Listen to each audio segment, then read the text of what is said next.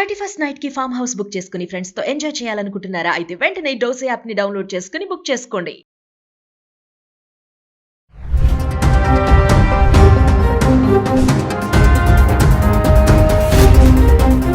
Hi hello నమస్తే, welcome back to Suman TV. Present మనతో పాటు ఉన్నారు chairman of national security studies UGC centre for human security studies founder and executive director Kanneganti Ramesh Babu గారు. నమస్తే sir. నమస్తే నవీన్ గారు. సార్, యుఎస్ఏలో ఇప్పుడు భారతీయుల్ని రికార్డు స్థాయిలో డిపోర్ట్ చేస్తున్నారు. అంటే ఇల్లీగల్ ఇమిగ్రెంట్స్ అందరినీ ఏరి పారేస్తున్నాడు అనుకోవచ్చు. ట్రంప్ స్టార్టింగ్ లో కూడా మనం అనుకున్నట్టు గత వీడియోలో మాట్లాడుకున్నాము, ఏదైతే ఇల్లీగల్ ఇమిగ్రెంట్స్ పైన సైన్ చేశారో. సో మరి కొత్తగా ఎందుకు ఇమీడియట్ గా రికార్డ్ స్థాయిలో ఎందుకు డిపోర్ట్ చేస్తున్నారంటే, రికార్డ్ స్థాయిలో అమెరికా నుంచి భారతీయుల్ని ఎందుకు వెనక్కి పంపించేస్తున్నారు?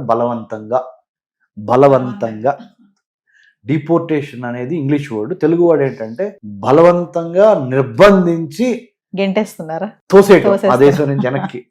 మీరు మాకు వద్దు అని. వద్దు, you don't have any right to be on our land, just get last.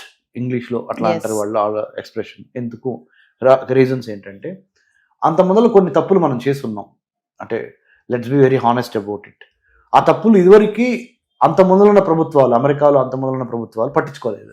కానీ ఇతను డొనాల్డ్ ట్రంప్ ఆయనదైన ముద్ర వేయటానికి, లేదా వేరే కంట్రీస్ నుంచి సప్లై ఎక్కువైంది, ఇండియా నుంచి కూడా మాకు ఇంత సప్లై అవసరం లేదు అనే ఒక భావన.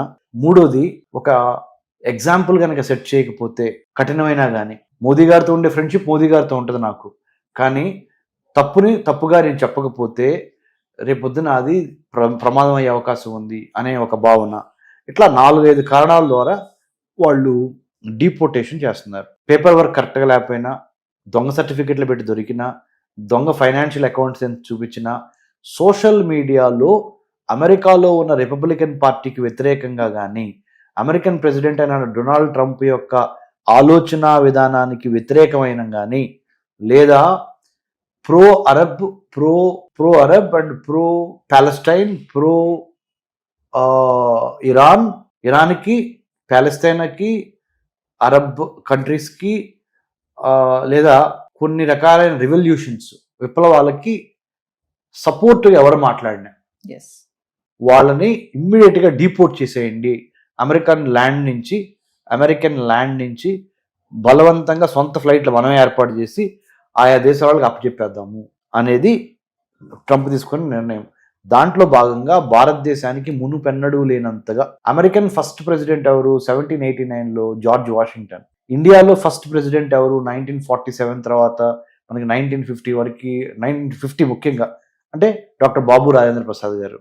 సో ఈ మాట ఎందుకు చెప్పారంటే, అక్కడ అమెరికన్ ఫస్ట్ ప్రెసిడెంట్ని, ఇక్కడ మన ఫస్ట్ ప్రెసిడెంట్ ఆఫ్ ఇండియాని ఎందుకు ఉదహరించానంటే, ఇంతవరకు చరిత్రలో ఒకేసారి అమెరికా నుంచి గత 78 ఏళ్లలో, మనకు స్వతంత్రం వచ్చి 78 అయింది. India got independence on 15th August 1947. Till today it is we are 78-year-old nation or 78-year young nation. మనం భారతదేశానికి 78 ఏళ్ల యువ దేశం భారతదేశం. ఇంతవరకు అమెరికాలో మన వాళ్ళు, భారతీయులు చాలాసార్లు కొన్ని సంవత్సరాల నుంచి వెళ్తున్నారు.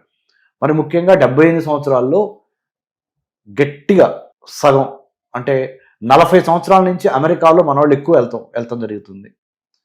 అంటే 1985 నుంచి ఇప్పుడు వరకు ఈ ఒక 25 ఏళ్ళు, అయ్యో 15 ఏళ్ళు, అంటే 40 ఏళ్ళు అమెరికా వెళ్తాం అనేది ఎక్కువైంది భారతీయులు.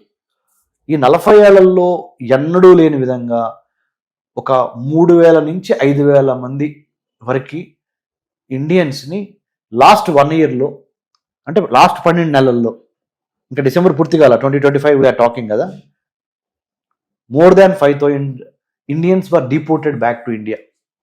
అంటే బలవంతంగా పంపించేశారు అమెరికా వాళ్ళు. ఎందుకు అంటే, ఇందాక నేను చెప్పినవన్నీ వాళ్ళు స్క్రూటినైజ్ చేశారు. సోషల్ మీడియాలో మీరు ఏ విధంగా మాట్లాడుతున్నారు, మా ప్రభుత్వానికి వ్యతిరేకంగా ఏమైనా మాట్లాడుతున్నారా, మీ ఫైనాన్షియల్ స్టేట్మెంట్స్ ఏంటి, లేదా మీరు అమెరికా వచ్చింది ఒక వీసా మీద, కానీ అమెరికాలో మీరు చేస్తున్నది వేరేది, మ్యాచ్ అవట్లా, పంపించే. You have come on F1 student visa, but you are over working, ఎక్కువ పని చేస్తున్నావు, part time job. So it means your intentions are not correct, send him. You have come to United States of America on tourist visa, but you are doing something else, send him out. You have come to United States of America on H1B, but you are overstayed. H1B, but you have submitted fake certificates. H1B, you are not giving lot of tax back to United States of America.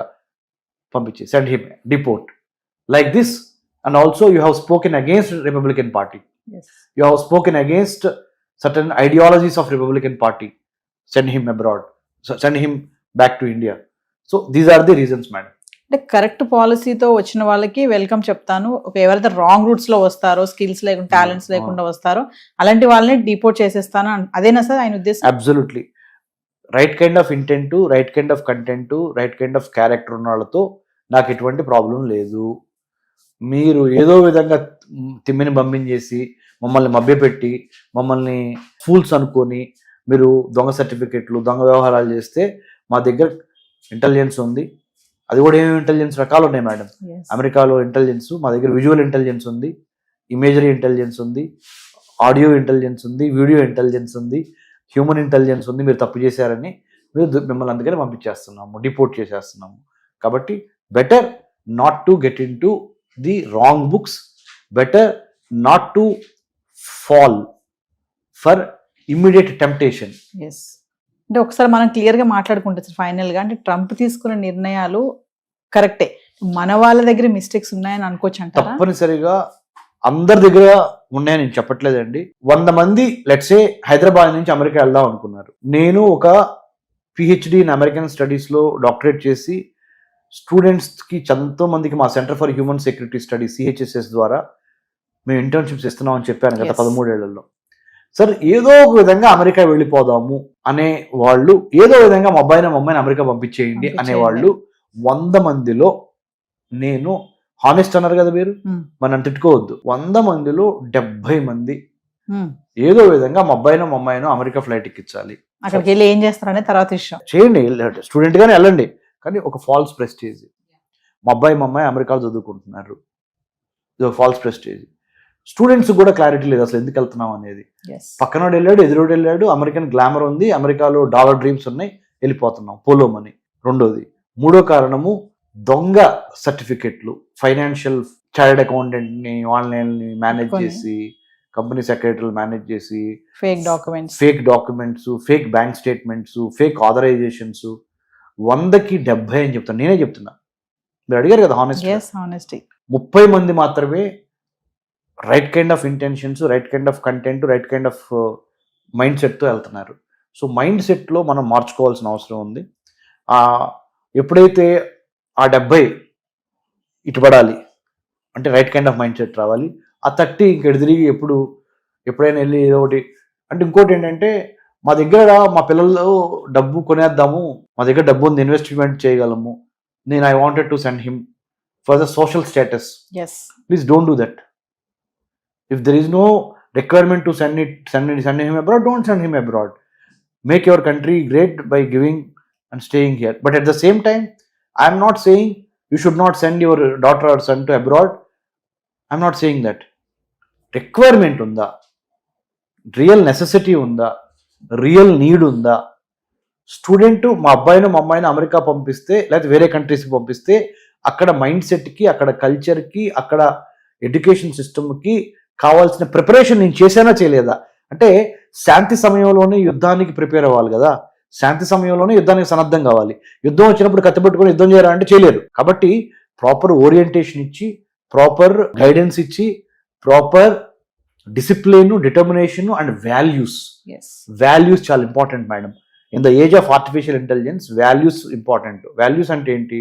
నా దేశము, నా తల్లి, నా కుటుంబము, నా సమాజము, నా ఊరు, నా స్కూలు, నా కాలేజీకి నేను ఎంతో కొంత చేయాలి అనే ఒక వాల్యూ. ఇంకొకటి, కష్టమైనా సరే, 4 రోజులు లేట్ అయినా సరే, నేను కష్టపడి మాత్రమే అమెరికా వెళ్తాను, ఆ అమెరికా చదువుని నేను కొనను. I don't want to buy American education. If there is a need to study in America, I will evaluate why I need to study, when should I study, how much should I study, why am I going there, what is the purpose of me going to United States of America. First question is, what is the purpose? మీ ఉద్దేశం ఏంటి? మీ intent, what is the intent? Why do you wanted to go to United States which you don't get in India? ఇండియాలో లేనిది ఏంటి, అమెరికాలో వస్తున్నది ఏంటి? దానికి అన్ని మీ స్ట్రెంగ్త్, మీ వీక్నెస్, మీ ఆపర్చునిటీ, మీ థ్రెట్, స్వాట్ అనాలిసిస్ అంటారు, SWOT, అది చేసుకున్న తర్వాత మాత్రమే వెళ్ళాలి. అందుకనే నా దగ్గరికి ఎక్కువ మంది స్టూడెంట్స్ రారు. ఎందుకంటే మీరు అన్నట్టుగా నేను ఓపెన్గా సబ్జెక్టివ్ కాదు ఆబ్జెక్టివ్గా ఉన్నది ఉన్నట్టు మాట్లాడుతున్నాను. కాబట్టి నా దగ్గరికి అమెరికా వెళ్ళే స్టూడెంట్స్ చాలా తక్కువ మంది వస్తారు. పేరెంట్స్ కూడా నా దగ్గరికి పంపించరు. వాళ్ళకి చక్కగా స్వీట్గా మాటలు చెప్పి షుగర్ కోటింగ్ ఇచ్చి మీరు అమెరికాలో అది చేస్తారు ఇది చేస్తారు అనే కన్సల్టెన్సీస్ కొన్ని వందలు ఉన్నాయి. ఆ కన్సల్టెంట్ మాయలో పడి వాళ్ళకి ఫీజు చెల్లించుకొని కట్టలేనన్ని లోన్స్ తయారవుతుంది. మీకు తెలుసా? మా నాన్నగారు ఒక వ్యవసాయ కూలి. నేను డిగ్రీ వరకు తెలుగు మీడియంలో చదువుకున్నా. ఇంటర్మీడియట్ తప్పినోడిని. ఒక్కసారి ఇంటర్మీడియట్ తప్పిన తర్వాత టాప్ చేశాను. BA, MA, MPhil, PhD in American studies, post doctorate from Israel and United states. కష్టపడి స్కాలర్షిప్ సంపాదించి వెళ్ళా.